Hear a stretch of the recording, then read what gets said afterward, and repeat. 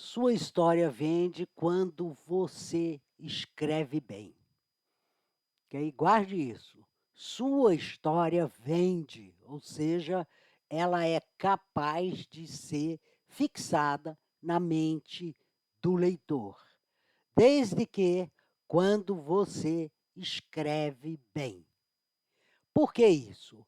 Porque uma história não é um amontoado de fatos, não é um estouro da boiada, frases depois de frases, aquela sofreguidão, vou contar isso. Não. Uma história bem escrita, que é uma história que vende, é uma história onde eu arranjo, onde eu crio uma harmonia entre as frases, onde eu penso os parágrafos, ou seja, eu vou atrás de um efeito.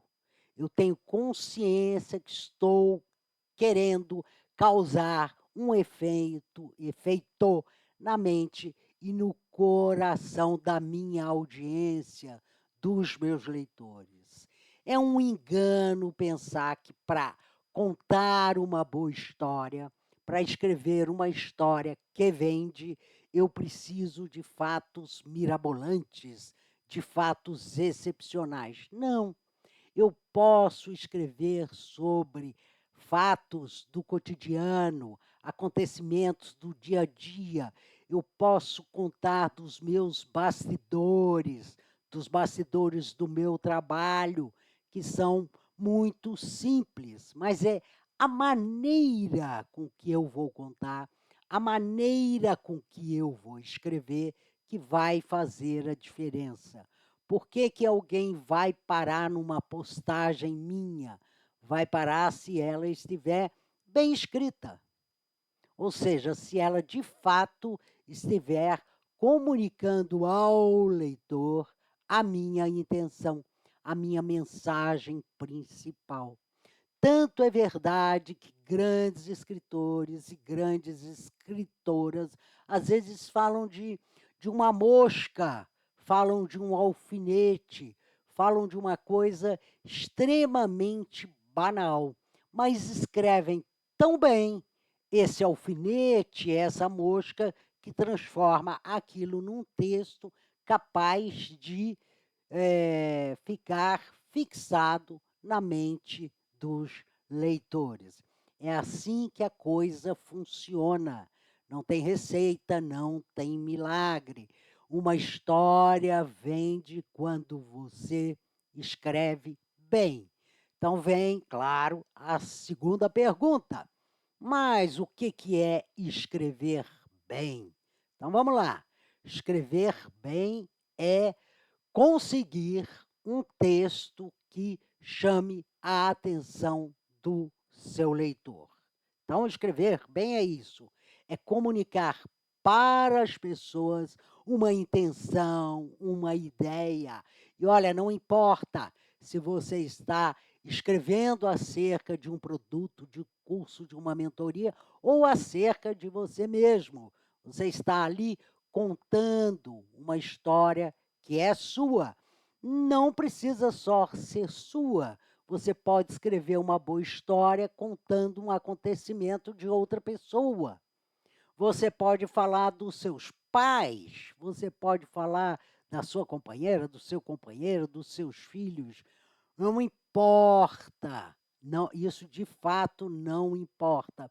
Eu posso aqui contar uma passagem de vida do meu pai que faça sentido para os meus leitores. Isso que é importante. A gente escreve para os leitores, a gente não escreve para a gente. Porque se for para escrever para a gente, não precisa ter o trabalho de gravar um vídeo, de redigir um post, tá? Não precisa ter esse trabalho. Se é para a gente, você escreve e põe ali nas gavetas. Pronto, acabou. Nós escrevemos para leitores. É isso que a gente quer. Por quê? Queremos vender, vender, seja um produto, seja uma ideia, seja uma filosofia, seja um sentido de mundo. Mas para escrever bem, há dois pilares fundamentais. Um é a gente conhecer o código. No caso, o código é a língua portuguesa, porque estamos no Brasil. Falamos em português, escrevemos em português e a maior parte dos nossos leitores vão ler em português. Então, amar um pouco mais essa língua, compreender o sentido das regras principais. Não, você não precisa ser doutora em letras e nem doutor em linguística, não precisa disso. O que você precisa é tomar consciência e usar os recursos, os tesouros da língua para comunicar para o seu público a sua mensagem. Então, não faça de forma desleixada. As palavras que têm acento, elas precisam ser escritas com acento. Não existe crase na frente de verbo e nem de palavra masculina. Então, não faça isso. Ou seja, não cometa erros, os erros mais flagrantes. Presta atenção, releia o que você escreveu. Por quê?